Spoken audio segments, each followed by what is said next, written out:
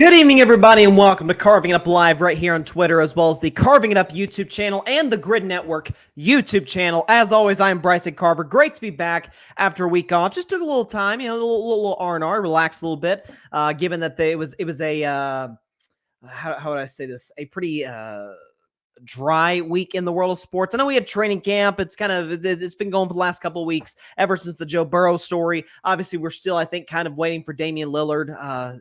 It's like, is Portland going to make the move at some point? But took the last week off. Actually, this past weekend went down to Nashville, the capital of this beautiful state of Tennessee, to go see the great Luke Bryan in concert Saturday night. He was spectacular, as one would imagine. He's dealing with a lot of issues regarding his voice, but he was a trooper. He was able to get through it. 2-hour show, did a great job given the vocal concerns, vocal troubles that he's going through. So props to him. But we've got a great show tonight. It's going to lead off with James Harden. So I'm getting my topics ready for the show, and I see the James Harden topic. I'm like, okay, I've got to lead off, but also going to get into, toward the end of today's show, going to discuss Kobe Bryant and Gigi Bryant. God rest both of their souls. Will be getting a statue in front of the Crypto.com arena. I will give you, to me, what is a very, very short list of athletes currently playing. I'm not talking about guys that just retired, your Brady's, your JJ Watts. I'm talking about guys still playing that I think if they retired today, deserve a statue. And again, I can count the list on my hand. I think it's that small. Spoiler alert, no baseball players. Right? Shohei is great, but he's probably going to leave the Angels, so he's probably not going to get a statue on Gene Autry Way, if you will. Going to discuss that later in the show, as well as my Tennessee Vols. I'm an angry Vols fan today. Okay, because we got hosed in the AP Top 25, and I will explain why later in today's show. 12th? Come on, man. 12th?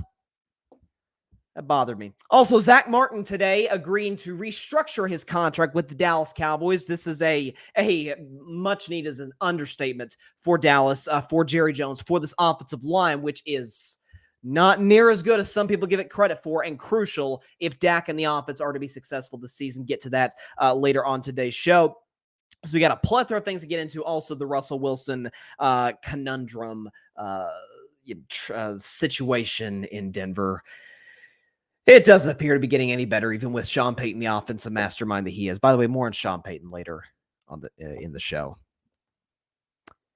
James Harden wants out of Philadelphia. He's made that pretty clear. He had a quote today. He's in China right now.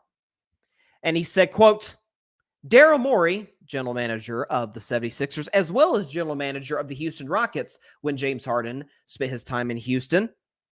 Quote, Daryl Morey is a liar, and I will never be part of an organization that he's a part of. Interesting. So he's saying, I'm done with James Harden because we know that talks between the Sixers and the Clippers, who Harden reportedly wants to go to, have stalled. The Clippers don't think Philadelphia is giving up, or if the Clippers don't want to give up a crazy package to get an aging player, a guy who's not even an all-star caliber guy at this stage of his career, going to year 15. And let's just say he's not aged quite as well as his draft contemporary Steph Curry, or heck, even his other draft contemporary DeMar DeRozan. Sure, he's accomplished more than DeRozan, but if you had to give me a choice between the two, I'm taking DeMar in a heartbeat. But that's another discussion for another show. Point being, it's time we start to come to the realization about, who James Harden is. And, when I talk on my show about athletes, especially when you're criticizing athletes, or if you're praising athletes, oftentimes you get into the space where you got to walk a very fine line in terms of how you criticize them, in terms of their game and their approach, because that can often be a personal attack or a personal praise in some regard. So you got to walk a fine line and saying like, hey, I don't dislike them as a human being. I don't know them as a human being. They may be a terrible person. They may be a great person. Overwhelmingly so, I think sports has provided us with some pretty good people. I think your Antonio Browns are few and far between. I think we give far too much press, far too much attention to those guys, and sometimes we tend to ignore the good stuff that these athletes are doing off the field in their communities, etc. And I'm, by the way, not saying that James Harden is a bad person. James Harden himself has done some good stuff in the community, so I'm not going to attack him in that regard whatsoever. It does bother me, though, when we lump guys like Kevin Durant, for example, who has made a few poor choices in his career in terms of jumping the Golden State Warriors, the well-run operation that is for the Brooklyn Nets. And then obviously he ends up in Phoenix. It's like I talked about Dr. J a couple of weeks ago. He's saying, "Oh, these superstars going from team to team to team." And I must admit, the great Dr. Julius Erving was kind of a salty interview a couple of weeks ago where he was talking about he has top 10 players all time. He didn't have LeBron in there. He had a tiny Archibald in his top 10. That's neither here nor there. But he's talking about all these guys like Kevin Durant, for example, referred to Durant by name, jumping from team to team. I hate it when guys like KD or Paul George are lumped into the same category as James Harden because quite simply, folks, they're not even comparable. James Harden was the sixth man on a Oklahoma City team, obviously built from the ground up. Drafted KD in 07, Westbrook in 08, Harden in 09. Put together a nice little young trio that got to the conference finals in 2011, got to the NBA finals in 2012. And because Oklahoma City didn't want to pay a luxury tax, they traded James Harden to the Houston Rockets. And of course, we know what James did there for the better part of 7 years. Won an MVP, was the finals numerous other years for MVP, got him to a couple Western Conference finals, and a very successful tenure short of winning a championship, obviously, in Houston, or even getting to an NBA finals. But then you have the situation where he's frustrated with the future of the organization. And you could say, look, you know what? He gave 7 great years to Houston. Sure, he's in the middle of his contract. You don't love guys asking out of their deal. If they're in a relatively well-run franchise, I consider the Houston Rockets to be, and they tend to be very competitive. I think they've drafted well. I think they've got their head coach now with Ime Udoka. So Houston's going to be back, in the mix in the next few years. But if you feel like your time there has kind of come to a close, that's okay. How he went about it, however, was a different story. Taking shots at the front office, taking shots at his teammates, gaining serious weight until finally the Houston Rockets a month into the season got to the point where they say, okay, this just can't work anymore. We can't coexist peacefully at this stage. So we're going to trade you to the Brooklyn Nets with Kyrie and KD. Obviously, you play with Kevin Durant in Oklahoma City. That blows to smithereens. 1 year later, he leaves. He asks for a trade out of Brooklyn, goes to Philly. And then you have the situation where he's unhappy with his contract with Philadelphia last offseason, wants a max deal, and instead takes a pay cut. And I remember talking about on this show last year, like, wow, this is kind of a new James Harden. You're seeing videos of him in the gym, somewhat at least appearing to take a little bit of care of his body finally, and not just relying on pure skill and athleticism. Taking care of his body, taking a pay cut. It's like, is James Harden changing for the better? Let's see. Had a solid season, averaged 21. And of course, along with his teammate Joel Embiid folded in the playoffs as Philadelphia and those two tend to do. And then you have a situation now, he's like, no, I want to fill out of Philly now. At this point, we have to accept James for who he is. He's a first ballot Hall of Famer. He's an MVP. But he's one of those dudes where he doesn't get how to win basketball games, how to win championships. You say, well, Bryson, what do you mean by that? Like, is there any quantifiable way to measure that? Sure, based on intangibles. Again, we talk about winning championships, competing for championships. Comes down to culture. Comes down to chemistry. Comes down to coaching. Comes down to obviously having at least one superstar, if not two, on your team. At least a star is your second guy. Like Jamal Murray in Denver. Not a superstar, but he's a star. Jokic is a super duper star. Probably the best player in basketball at this point. Have we gotten to a point with James where was he ever even at his peak? I'm talking 2017-18. He had that long streak of 30-point games in a row in the 2018-19 season. In the MVP race year in and year out. Did we misinterpret who he was from the very beginning? I remember, and I'll talk about Kobe later in the show, the late, great Kobe Bryant once said, he was talking about James when he was in the midst of this crazy scoring streak. And Kobe said, yeah, it looks good for stats. It's going to get you a shoe deal. Obviously, he was with Adidas for a long time. James Harden was, but that style can't win you championships. Ask Kobe Bryant. He did too. He did play that style in part by necessity with the Lakers until they got Pau Gasol, until they brought Phil Jackson back. And all of a sudden, he's playing a more team-branded basketball. They get to 3 straight finals, win the last 2. And Kobe wins back-to-back finals MVPs. The one-on-one ISO style basketball, I've been saying this for years on the show, does not work if you're trying to win a title. It doesn't. Name the last instance of a player. You say, well, Michael Jordan. Yeah, Michael Jordan was a great one-on-one player. One of the best we've ever seen. But that triangle offense didn't hurt. I'm not saying that the offense made Michael Jordan was still a menace before the triangle offense came in with Phil Jackson and Tex Winter. He became a champion through it. That's the difference. It's the ability to trust your teammates. And by the way, it ain't like James Harden had his share of incredible teammates. You had a young Kevin Durant in Oklahoma City. Not the biggest Westbrook guy, but Westbrook was still a very productive player at that stage of his career. By the way, got Westbrook again in Houston down the road. Got a still in his prime Chris Paul. In Brooklyn, got KD again. Got a prime Kyrie Irving. In Philadelphia, he's got the MVP of the league. Not the trust there. There's not the camaraderie. There's the inability to change your game in order to benefit the greater good of the basketball team. That is James Harden. If I'm the Clippers, who have historically been as poorly run organizations as we've seen, although I have defended their ownership in Steve Ballmer, I think Steve Ballmer is a very good owner. Certainly better than the previous owner, Donald Sterling. It's a fairly well-run front office. Jerry West, the greatest executive of all time, is in that front office. It's not worth it.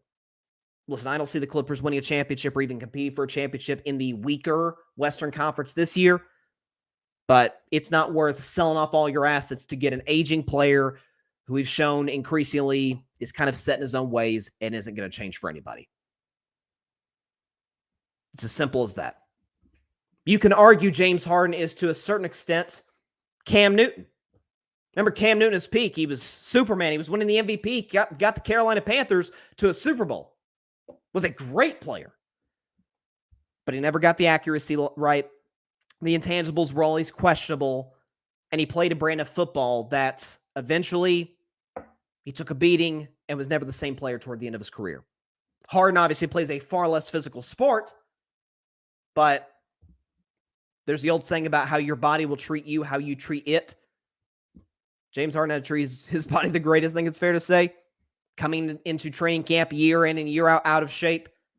The strip clubs, the gaining a substantial amount of weight his last year in Houston in order to force his way out. That's why I don't like the comparison in terms of changing teams of James Harden to a Kevin Durant. Kevin Durant left Oklahoma City, went to a better situation, as any smart business person would do, any smart individual. If you've got a better opportunity, they want you. They're going to pay you a lot of money. You're going to be very successful. You're going to get the best out of yourself. Why the heck wouldn't you leave? And he did. He was very successful. Won 2 championships, 2 finals MVPs. He said, okay, I'm done with this challenge. Let's move on to the next. The problem is the next challenge he decided to go after was one that was frankly never going to work because of who he teamed up with and the organization for which he played for. And so he said, okay, I'm going to course correct. I want to go to Phoenix or Miami.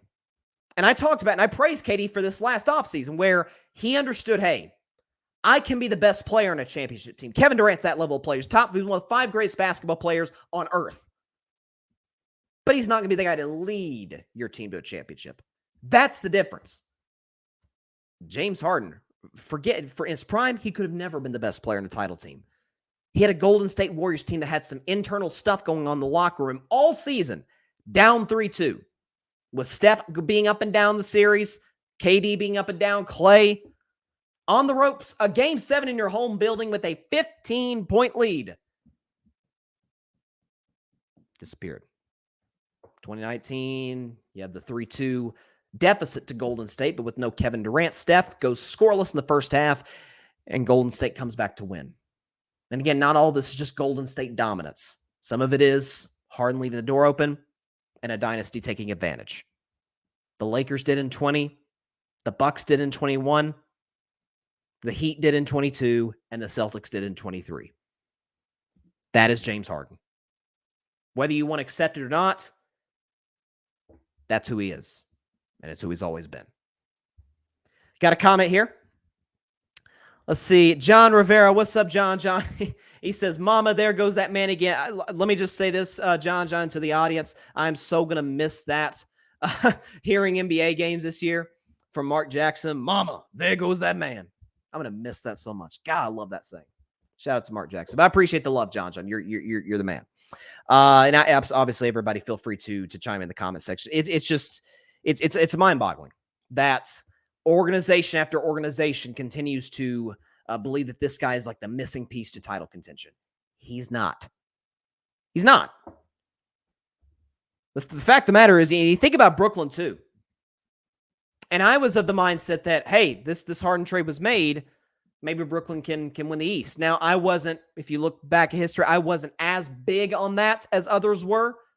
I didn't think it was comparable to the 2010s Warriors with KD or the Heatles with Braun, Wade, and Bosh. That's kind of who he is. I mean, I even saw this tweet, and I want to give credit to who tweeted this. Yaron Weitzman, I think is how you say his name. This tweet kind of says it all for me, okay? This is what he said.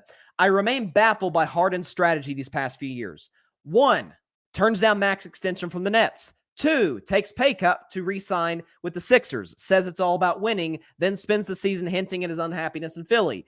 3, asks for a max deal from the Sixers. When he doesn't get it, he decides he's done in Philly, but still opts into his contract. Demands trade to LA Clippers, but completely misreads trade landscape.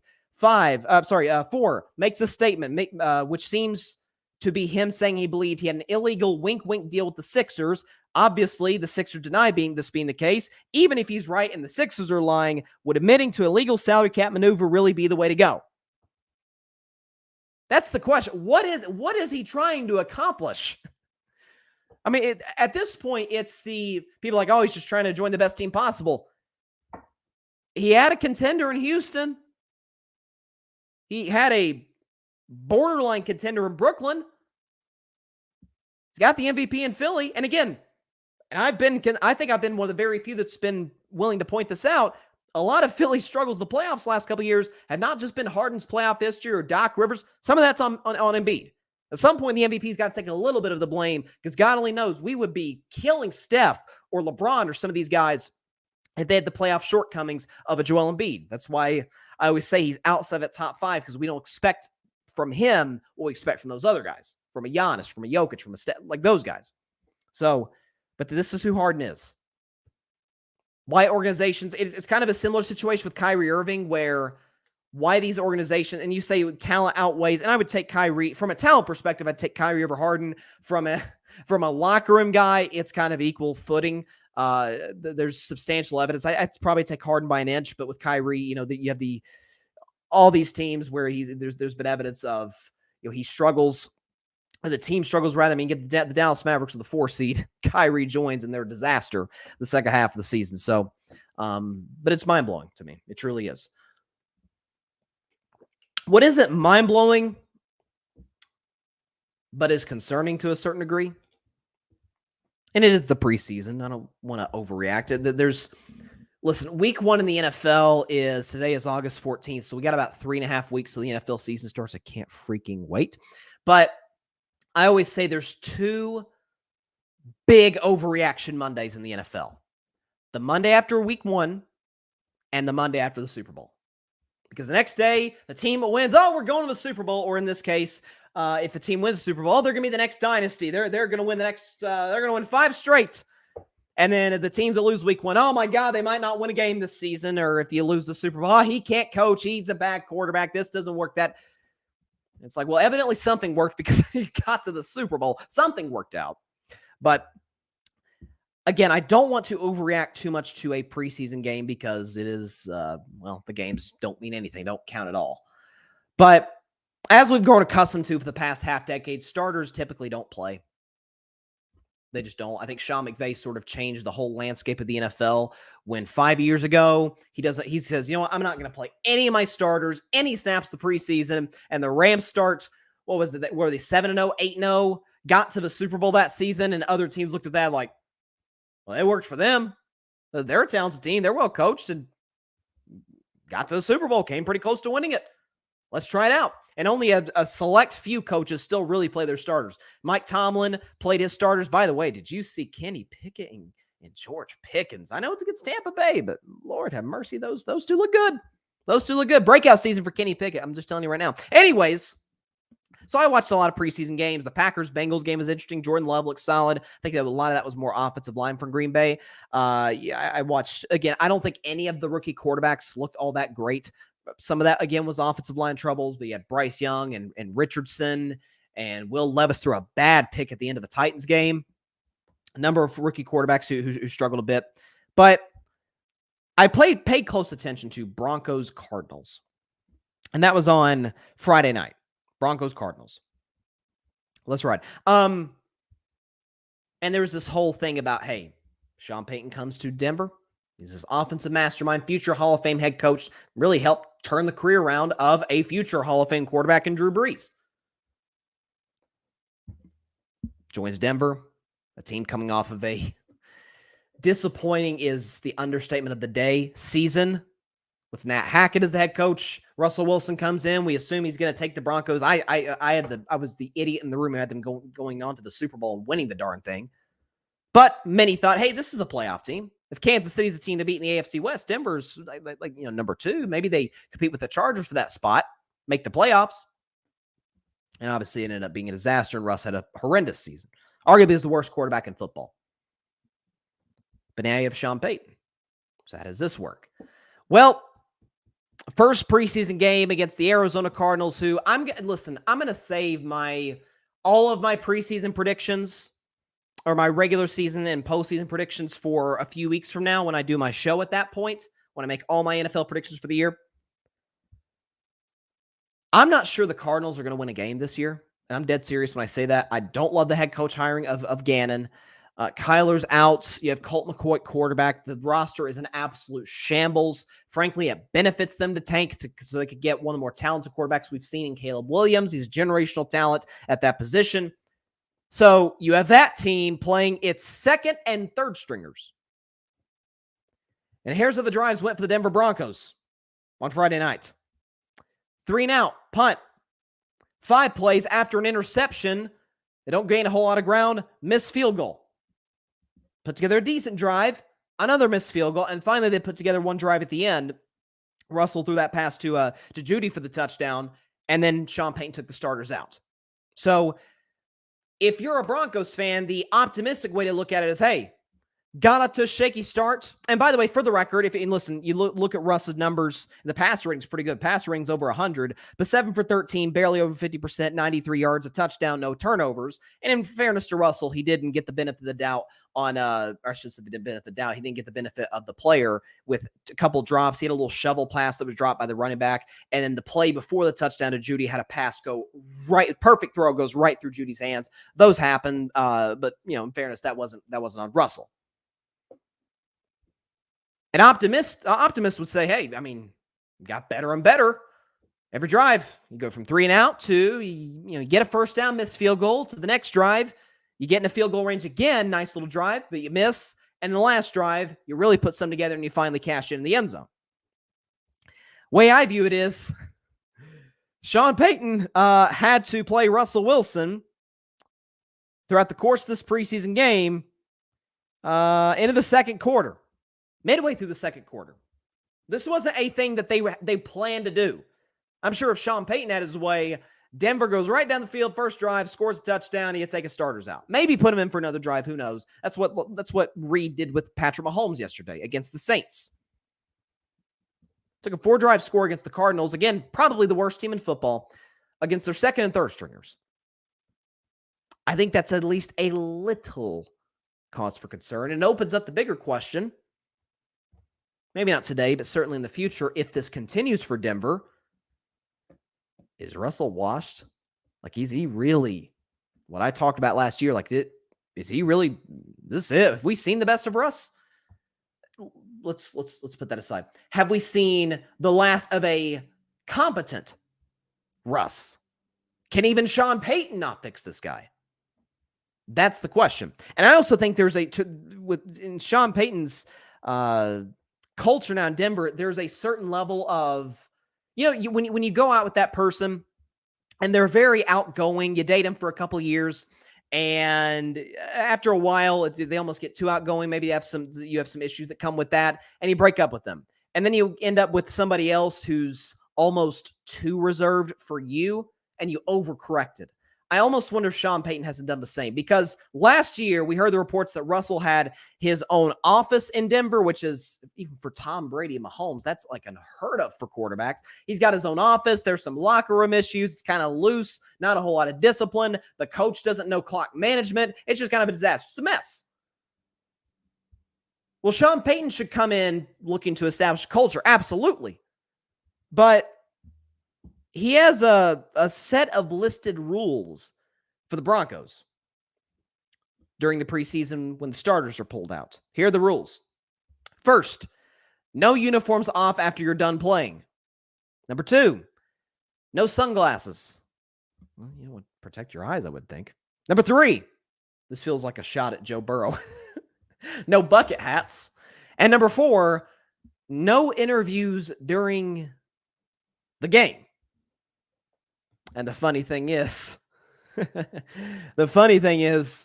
Garrett Wilson of the Jets, we know that there's some history with Sean Payton and the Jets taking a shot at Nat Hackett, who's the Jets OC. Garrett Wilson of the Jets broke all of those rules the other day in an interview. He did an interview, wore a bucket hat with glasses on, with his uniform off.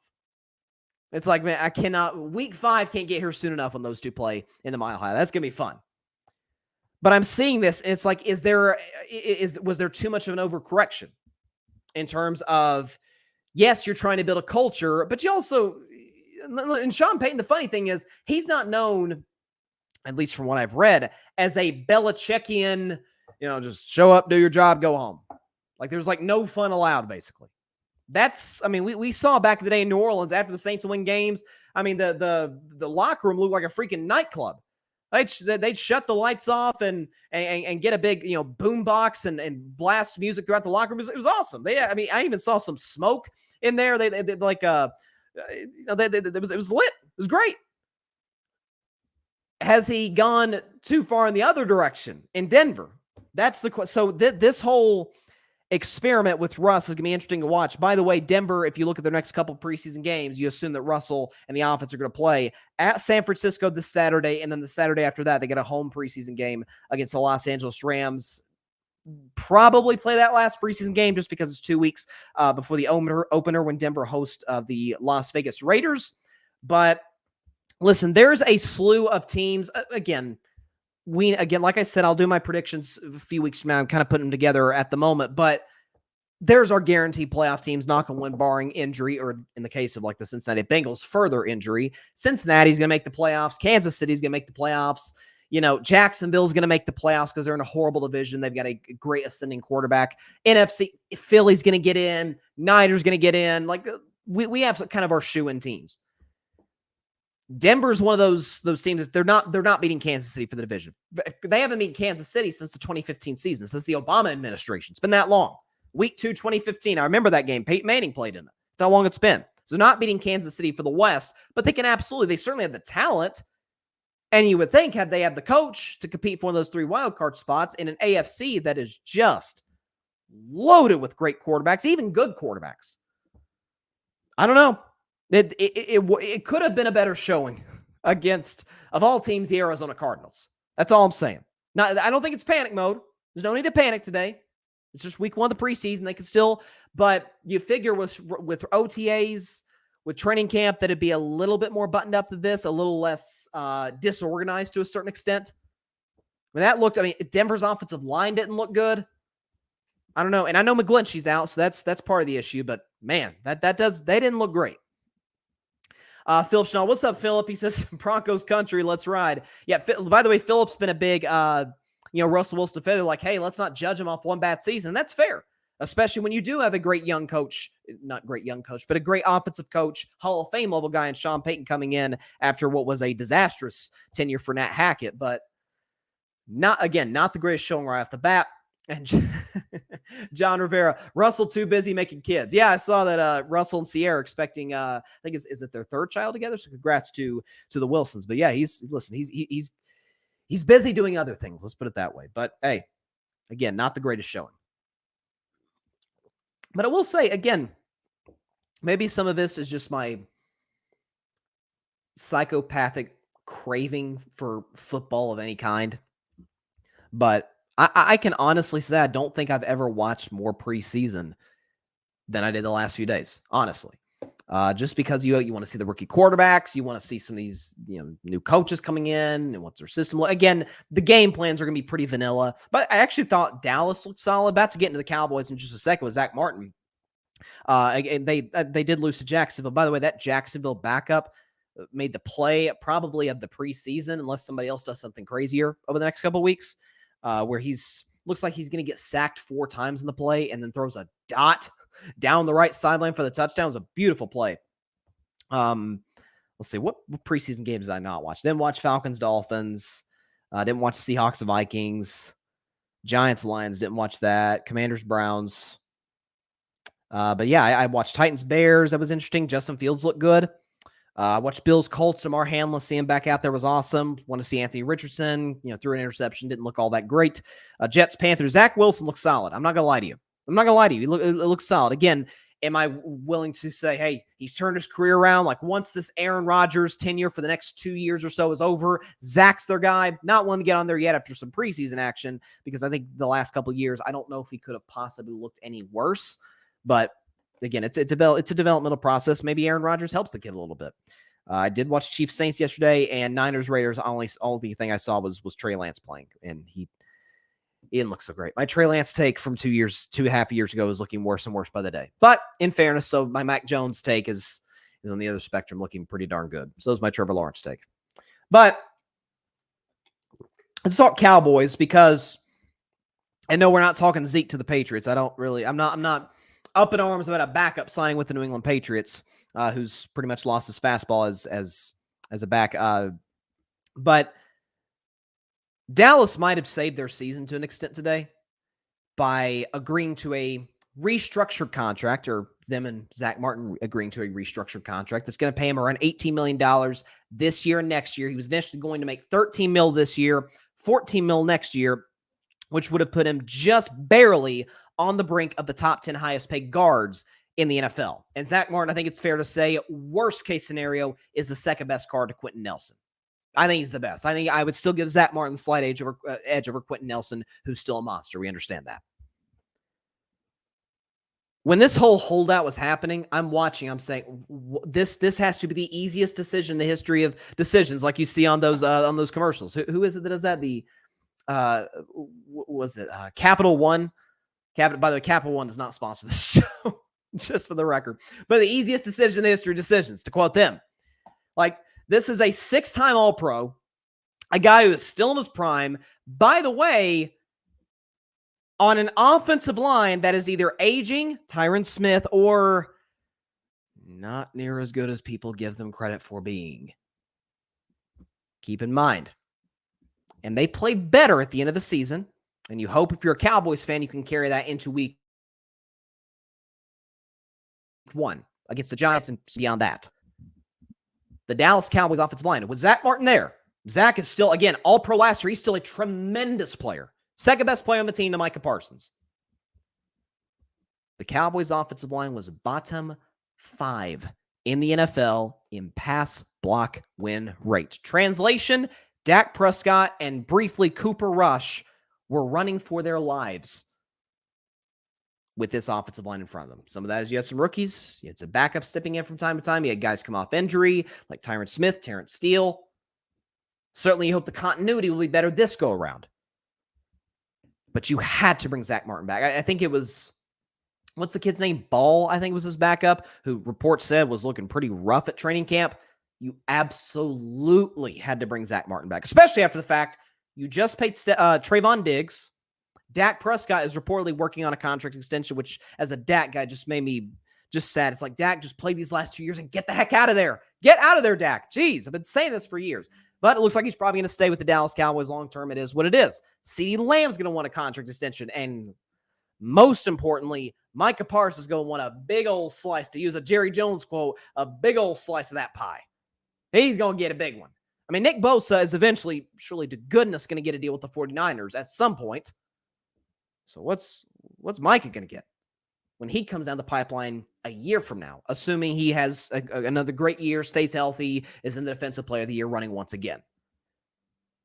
It's a lot of mouths to feed. Again, I would have rather paid CeeDee Lamb, obviously got a deal done with Dak, kept Zack Martin. Again, this restructure, I think, is a great meet in the middle, right? It wasn't, they didn't agree to a long-term extension, which would have carried Zack Martin well into his 30s.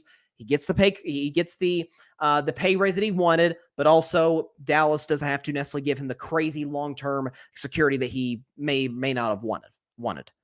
But you have to pay Micah Parsons. That's a given.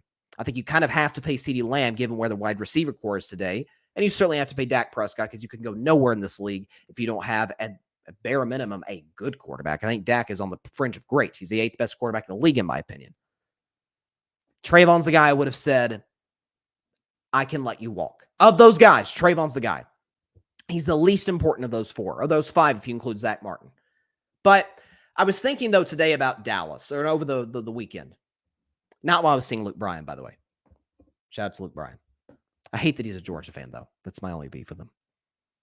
I was thinking about Dallas, and it kind of just hit me. I have a feeling that this season isn't going to look like the last 2, where Dallas wins 12 games. They have a great offense. You know, Mike McCarthy is sort of like in and out of the hot seat. They have a couple losses where the whole country's freaking out because it's the Cowboys. They lost that big Fox game to Philadelphia, or they lost the Sunday night game to the 49ers, and the sky is falling. And then they win a playoff game, losing the divisional round. I have a feeling for Dallas, this year's either going to be, by their standards, a resounding success or a colossal failure. And by failure, I'm not meaning winning 12 games, getting to the playoffs, even winning a playoff game like they did a year ago. I'm talking 9-8. You're in the playoff hunt, kind of, but you end up losing. Like, say you lose to Washington at the end of the year, or you lose that game to Detroit, who they play in Week 17. I think Detroit's going to the NFC Championship game. You could have a situation like that. I feel like for a lot of guys in Dallas, this is kind of make or break. It probably shouldn't be, because frankly put, I don't think the roster can stack up next to Philadelphia and San Francisco. But on the bright side of things, you look at Dak Prescott, you say, dang, last year Dak was healthy. He was incredible. 4,500 yards, 37 touchdowns, only 10 interceptions. Again, we talk about the interception problem with Dak, which I've always said that what you saw last year, that's not Dak. 2021 is what you saw with Dak. Now, again, wide receiving core, Amari Cooper, Cedric Wilson no longer on the team, but CeeDee Lamb has gotten better as a receiver. Brandon Cooks, knock on wood for him, for however long you have him healthy, he can be productive for you. Michael Gallup should be healthy this go around. The receiving core certainly isn't anything to just go nuts about, but it is good. Like, it's a good receiving core. Tight end situation, a little dicey. It's not exactly what they have in Philly or San Francisco. Again, those are the teams in Detroit you're going to have to go through. I don't know. It's just, we have these expectations for the Cowboys year in and year out, and I've historically been a guy, I'll believe it when I see it. Like, I'll believe this team can have any sort of success, get to a conference championship game when I see it. But this feels like NFC title game for Dallas or missing the playoffs. I actually don't think there's an in-between, because you hear the Cowboys reporters, and you always, every year, you're like, I'm not throwing off the reporters, by the way, they do a great job. But you hear every year Jerry Jones doing a State of the Union speech for the Cowboys, and this is the most talented team we've had since the 90s, and we're going to go on this run. And I'll tell you, Mike McCarthy is the second coming of Landry, and Dak's the second coming of Roger Staubach, and here we go. And then they tend to fall flat in their face in the playoffs. You're hearing more against Jerry's had some quotes from here to there where it's like, okay, here goes Jerry again. But Jerry seems a little more subdued. And frankly, I don't think that's just because he all of a sudden dropped his expectations. I think it's because of the fact Jerry's like, I just turned 80 not too long ago. I don't have a whole lot longer left here. I have got to win a Super Bowl. And it's sort of, if this is that, maybe just maybe Jerry came to some sort of realization. Like, I'll give the media the occasional quote because that's what I'm here for. I am Jerry Jones.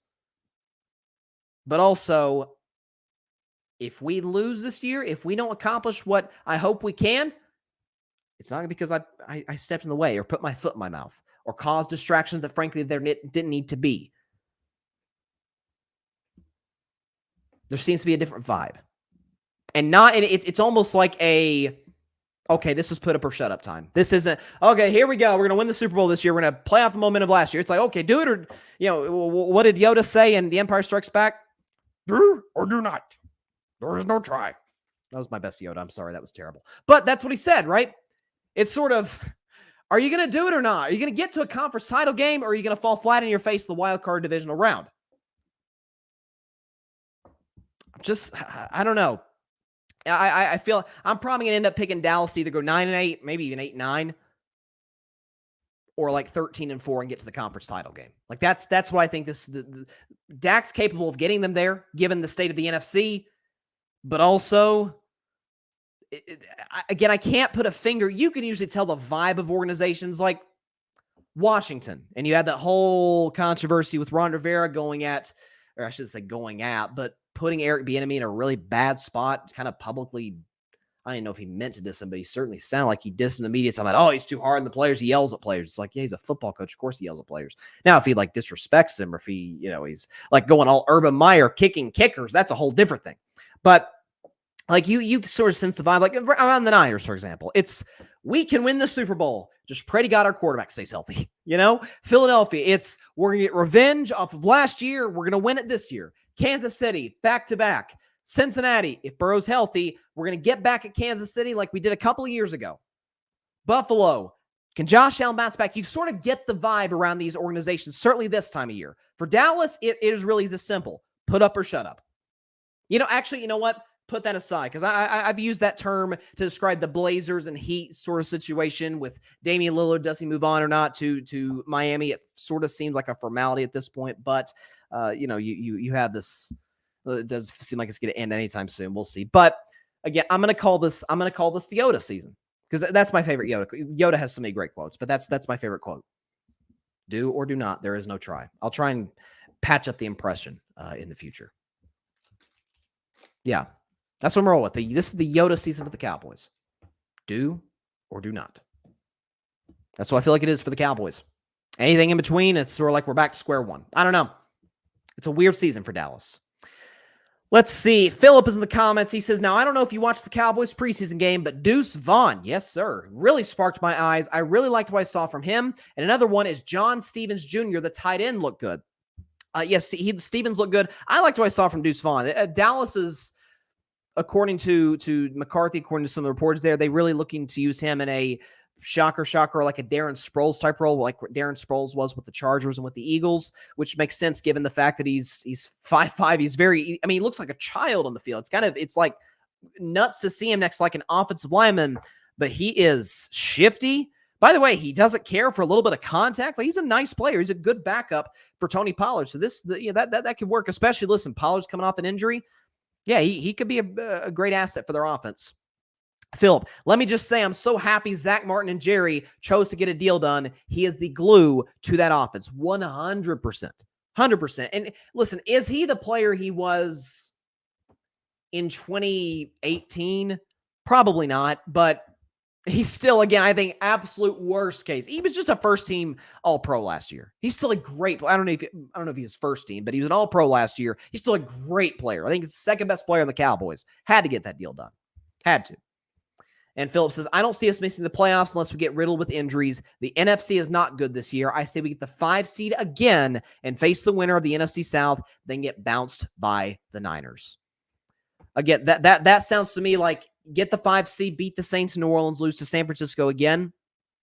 But I don't know. It's again, barring injuries, like you said, this sort of feels a little different, and I'm not sure if it's good or bad different. Like there's a lot of cautious optimism in Dallas, which is very strange for them because they're often the all hype and then they never back it up. They're the politician that overpromises and underdelivers. I don't know. It's odd. It's an odd feeling in Dallas. But I will say this, because I've been a harsh critic of Kellen Moore for a long time. Obviously, Dallas fired him. Chargers picked him up. condolences to Justin Herbert, who I love, because I think Kellen Moore's offense was about as, I shouldn't say vanilla, but certainly as predictable as you can get. Again, if you watch a Cowboys game from the last couple of years, the curl routes, don't even get me started on the 10-yard curls. And there was no diversity in the offense, right? There was no unpredictability. And even quarterback can give you that. And again, Mike McCarthy's talked about, hey, we're going to give Dak a lot more freedom at the line of scrimmage. And that's often, you hear other players around the league talk about Dak. Like, what's his greatest strength? They're like, he's at the line of scrimmage, getting in and out of plays. Like, he's one of the better quarterbacks in the league in doing that. So give him more freedom to do that. And putting him in the best position, given his abilities to be successful, which Kellen really didn't do. Certainly when it mattered. So it's going to be, I don't know really what to make of the Cowboys this year. Like, there's a few teams where I'm like, I don't really know what to do with this team. Chicago. I don't really know what to do with Chicago. I like their pieces. I think Fields is going to have a pretty good year 3. The NFC, as Philip mentioned, is very weak. They're not as good. They're not good enough to win the division, I don't think. But it's sort of I've seen Justin Fields for 2 years. You've seen improvement. And again, some of the highlight plays have been, again, by necessity. He's been running for his life, so they improved the O-line, got Darnell Wright from Tennessee. More on Tennessee in just a second. You got DJ Moore, who obviously just a couple plays in, took one to the house. Was it 60? Was it 63 yards? 60-something yards on the screen by Fields. I don't know. Like, there's a few teams. Chicago's one of those teams that you're not really sure what to deal with. By the way, and I am such a nerd. I'm a nerd for a lot of things. I don't hide from it. I'm a Disney World nerd. I don't apologize for that. I love Disney World. Nobody's gonna tell me otherwise. Presidents. I'm so much of a presidential nerd that on a sports show a year and a half ago, I did a 10-part presidential podcast series with my man Isaac Loss. You could check it out now. It's on the YouTube channel. It's on a playlist. I am a nerd for schedules. NFL schedules and even NBA schedules. NBA schedule comes out tomorrow. There's already been some leaks, and this happened last week, so I didn't get a chance to talk about it because I was off last week, but I think the NBA knocked it out of the park with their opening night schedule. Knocked it out of the park. Because we've had so much trash talk between the Lakers and the Nuggets. This weird rivalry that just sort of came out of nowhere. Denver, again, listen, I don't like the Lakers. I've been pretty vocal about that. I'm a Warriors fan, for crying out loud. But the Lakers didn't even provoke Denver to say anything back. That's the thing. It wasn't a situation where the Lakers went in the Western Conference Finals. They're like, okay, we're about to knock Denver out of here. That's at least not what I saw. Maybe some of that was because I was too busy licking my wounds from the Lakers-Warriors series. But they go to that series, and Mike Malone is just going off on the Lakers night after night. Some players in Denver are. And so, fitting enough, they're playing opening night at the Ball Arena. Nuggets getting their rings. Lakers obviously making some moves in the offseason, bringing Austin Reeves back, bringing Hachimura back, adding some new pieces. Cam Reddish, for example, who I think is going to fit well there. That's a good opening night game in Denver to start the season. The champs against a team that is good enough to win the championship, the Lakers. And in the second game, you get my Warriors hosting the Suns. And finally, after 4 years, KD makes his return to Golden State in front of fans, because obviously he played in Golden State for Brooklyn a couple of years ago, but there were no fans. It was in the middle of COVID. So packed house at the Chase Center. KD's going to be playing. I imagine he's going to get a pretty big ovation. At least he should. I think I have the right to say as a Dubs fan. Like, I'm going to be pretty rough on my fan base if we don't give KD a standing ovation. But you got Phoenix with a weird offseason. Again, they still don't have a point guard. I maintain that. I don't see them in the same tier as Denver, Warriors, Lakers. But we'll see. KD's great. Booker's great. They added some nice role players. Eric Gordon, Watanabe. Nice. Again, they added some nice guys. But all in all, again, their last sort of semblance of a point guard campaign, they let him go. It's an odd offseason for Phoenix. And then they obviously had Bradley Beal. That was the big fish, and keep DeAndre Ayton. But it's a good opening night. And then the Christmas Day schedule, I actually thought the NBA did solid. I know my Warriors are playing Denver, playing the champs in the Mile High. I think you got Lakers-Celtics, the age-old rivalry. Is it Sixers-Knicks? The Knicks always get the noon Eastern game on Christmas. I think they're playing the Sixers, I think. Milwaukee. Let me check the Christmas. I don't want to butcher this, okay? Because I actually let the NBA, because there's been some Christmas, and some argue, hey, what about Sacramento? That would have been fun. A Sacramento Golden State Christmas game would have been a blast, given how that series went last year. So crazy, up and down. But I think it's tough to put a team on Christmas that hasn't won a playoff series yet. They're up and coming. They're only going to get better from here. I love Mike Brown, but I don't know if they're established enough to be on Christmas. That was my only thing. So let me see NBA Christmas schedule, because I remember Lakers Celtics and Warriors Nuggets.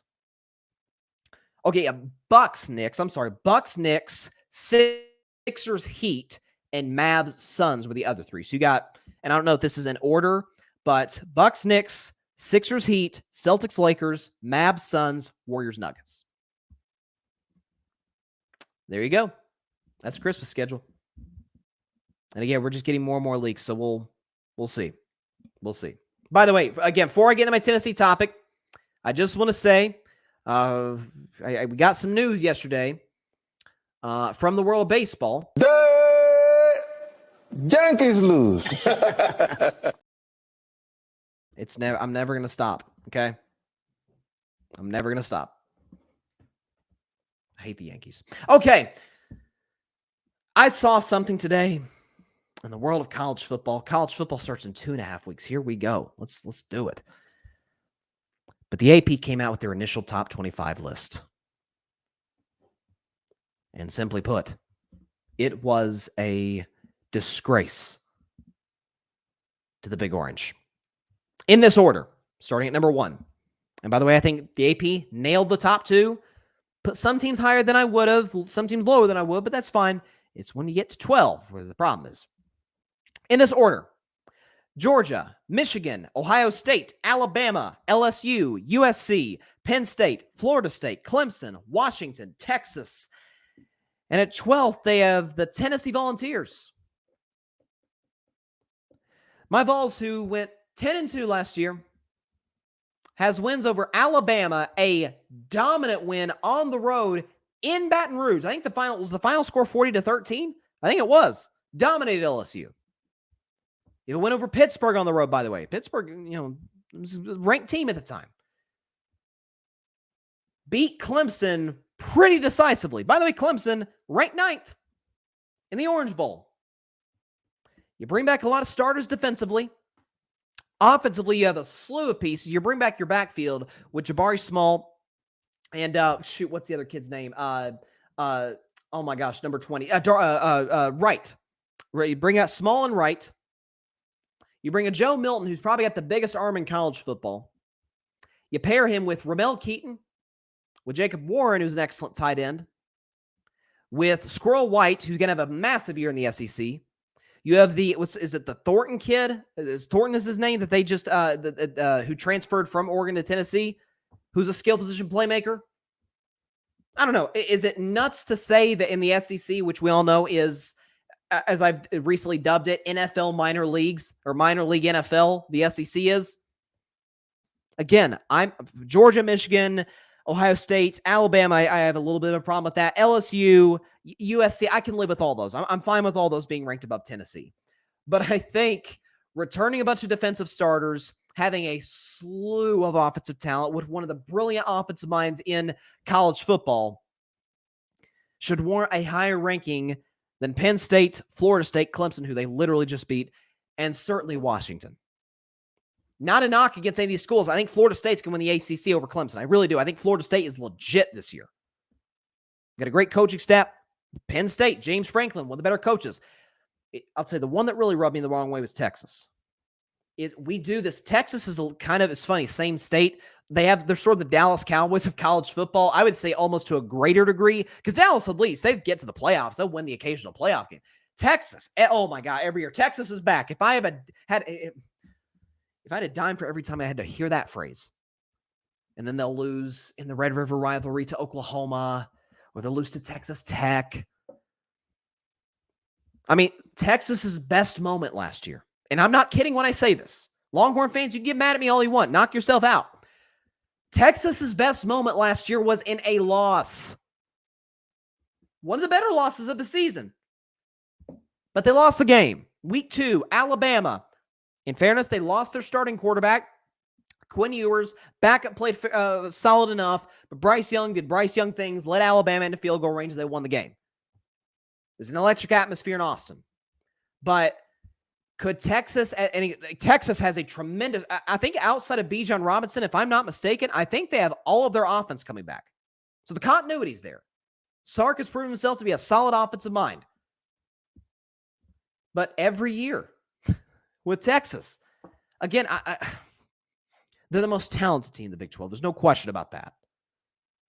But are we going to get 3, 4, 5 weeks in the season and then they suffer a loss to a clearly less talented football team? We're like, Texas being Texas again. You're going to have to find a new coach, and that quarterback doesn't work. Now, the future of Texas with Arch Manning?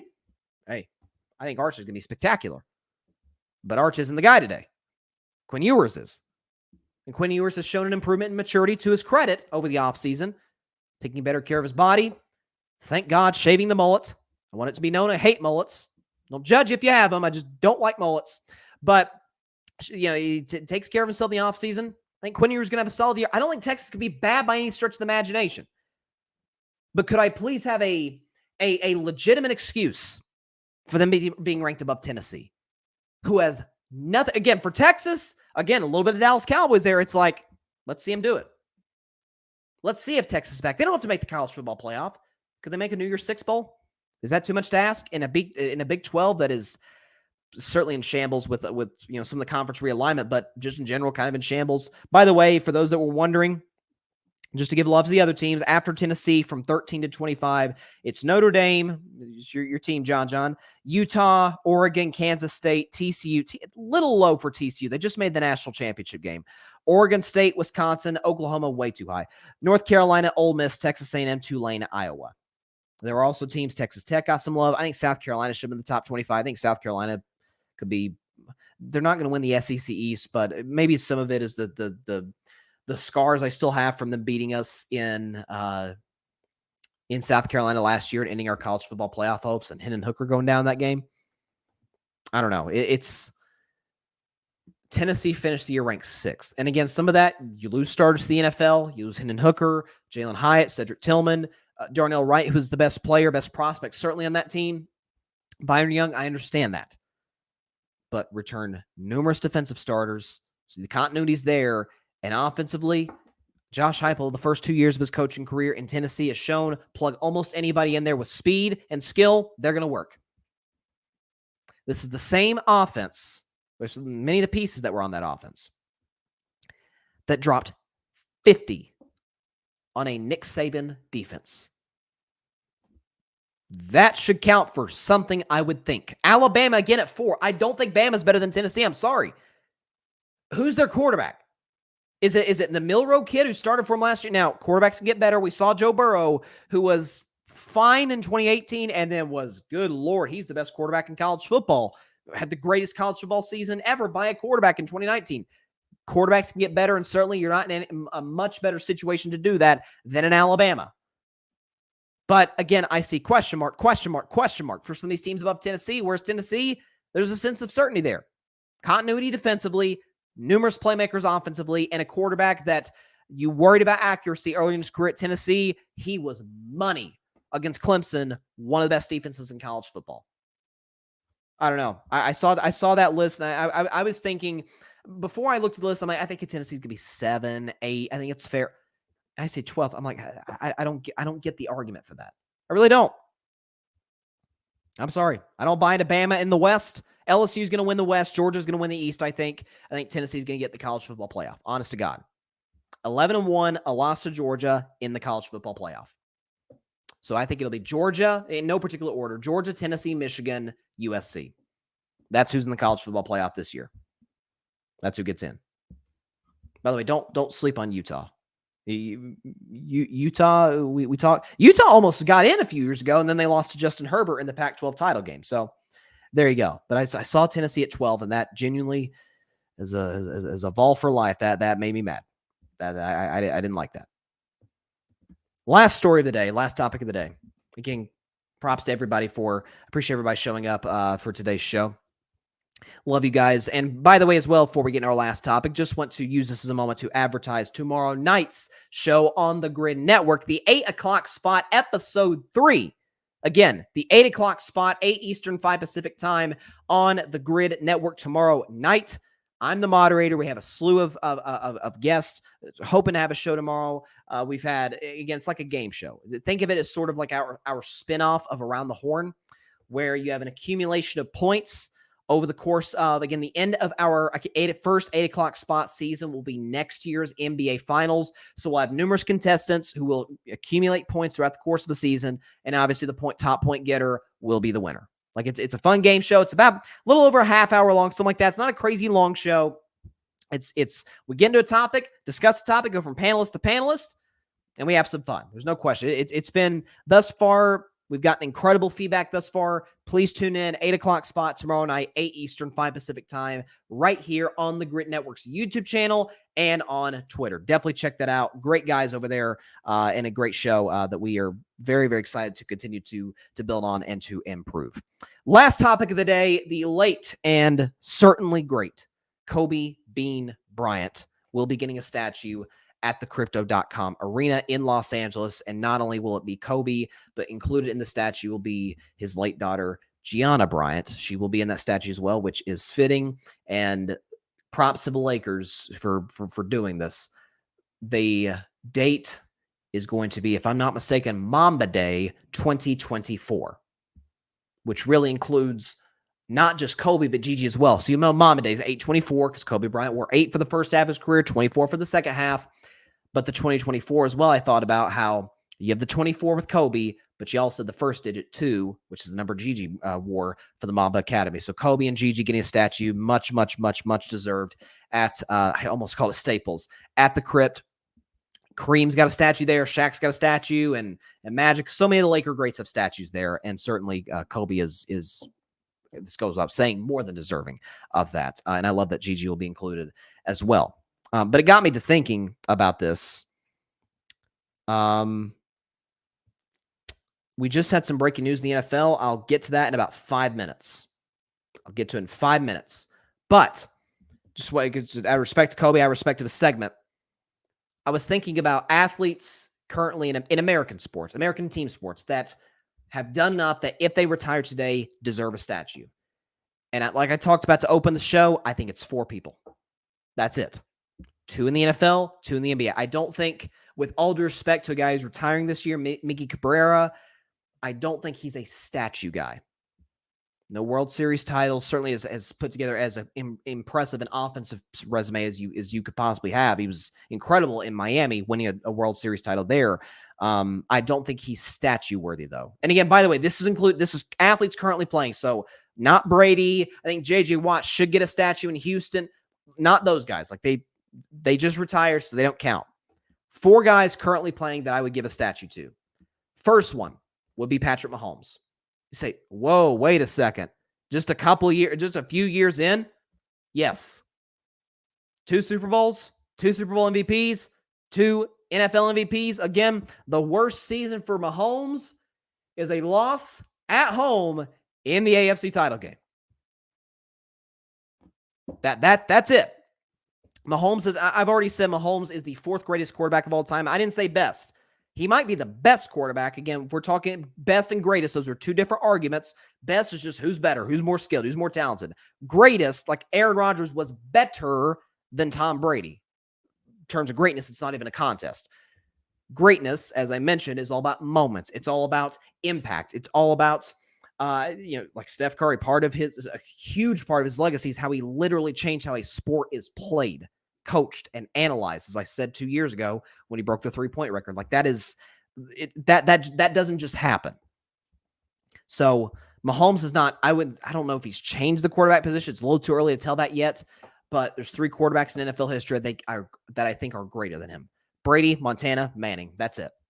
I take him over every quarterback. Marino, Elway, Rodgers, Breeze, Unitas, Staubach, Bradshaw, all of them. He's that great.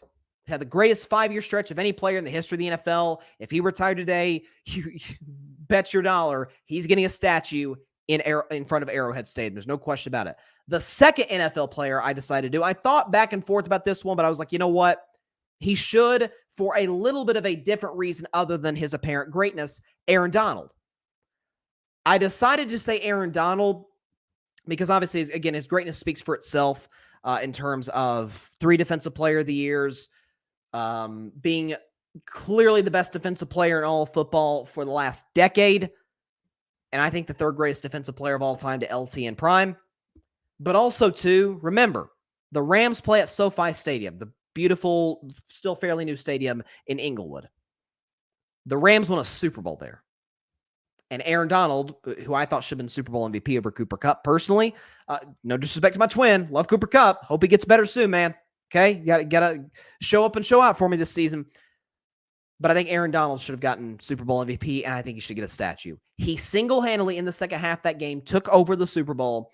Man's been in MVP discussions. He's been that great. That's unheard of for defensive players. MVP hasn't been won by a defensive player since, I think, the 80s with LT.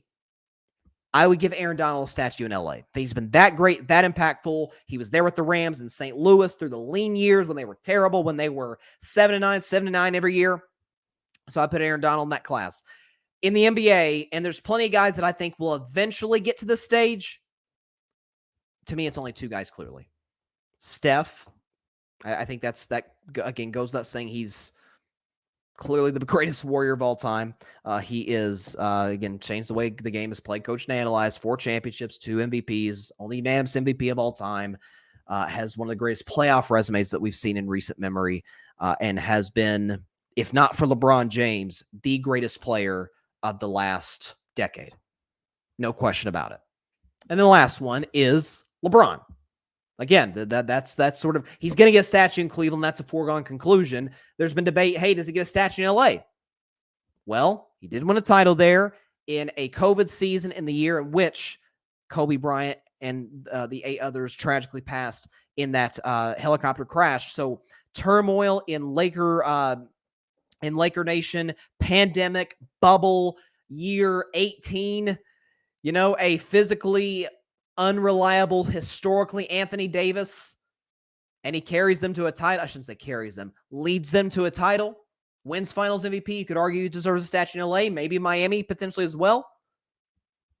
Those are the 4. I think those are the 4 athletes currently playing in the major American sports, not including hockey. I don't watch hockey, so I don't know. But NFL, NBA, Major League Baseball, those are the 4. Mahomes, Donald, Steph, and LeBron. That to me is where the list ends. I think when you're talking statues, one thing to get your number retired.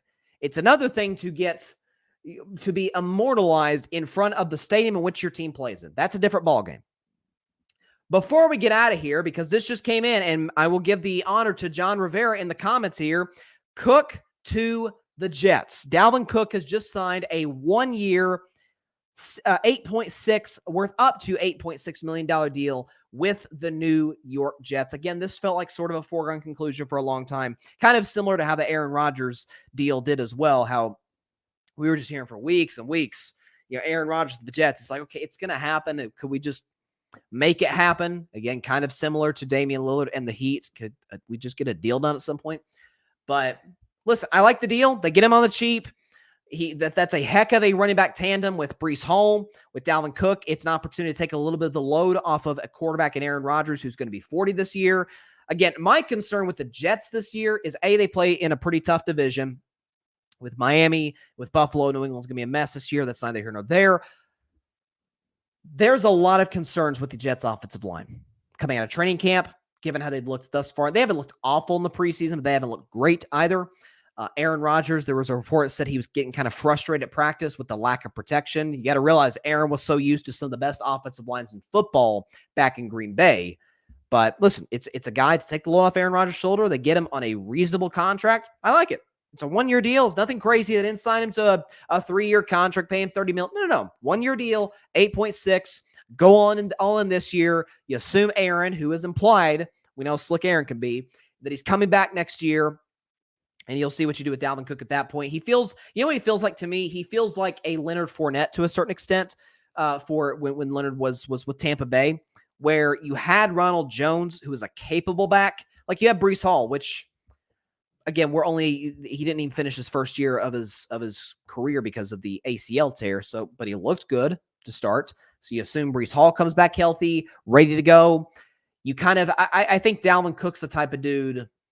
Again, he's not the type of physical back like Fournette is, but he's also maybe put him on a little bit of a pitch count and then have him fresh and ready to go for the playoffs.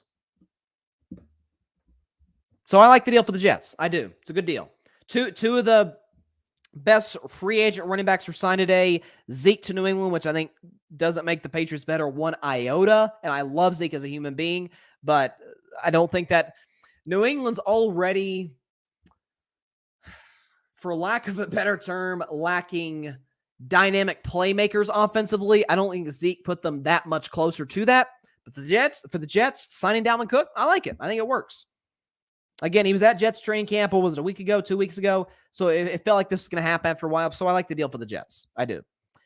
So with that, that is all the time we have for today's show. Appreciate everybody stopping by as always. Be sure to catch Carving It Up Live on Thursday at 6 p.m. Eastern, 3 p.m. Pacific time, right here on the Carving It Up YouTube channel and the Grid Network YouTube channel and on Twitter. And be sure to like, share, comment, and take 2 seconds out of your day. Hit that big red subscribe button. It helps the channel grow exponentially. And be sure to go subscribe to the Grid Network. That is GRYD, the Grid Podcast Network, right here on YouTube, as well as any and everywhere you get your podcast, be it Apple Podcasts, Spotify, iHeartRadio, Google Podcasts, any and everywhere that you get your podcast. Last thing before we get out of here, also check out the 8 o'clock spot tomorrow night. Once again, on the Grid Network YouTube channel and on the Grid Network's Twitter account or X account, whatever the heck it's called. I'm still calling it Twitter. You can't force me out of this, Elon. Point is, 8 o'clock spot tomorrow, 8 Eastern, 5 Pacific time. It's your weekly game show in the world of sports. You're going to love it. If you haven't seen it, you're missing out. Tune in, 8 Eastern, 5 Pacific time. If you haven't seen the first 2 episodes, go in and tune in. They were great. First episode was excellent. Second episode was a lot of fun as well. Go check it out. Our last couple of champions. Actually, I won't spoil it if you haven't seen it yet because I think you have the right to see it for yourself on the Grid Network.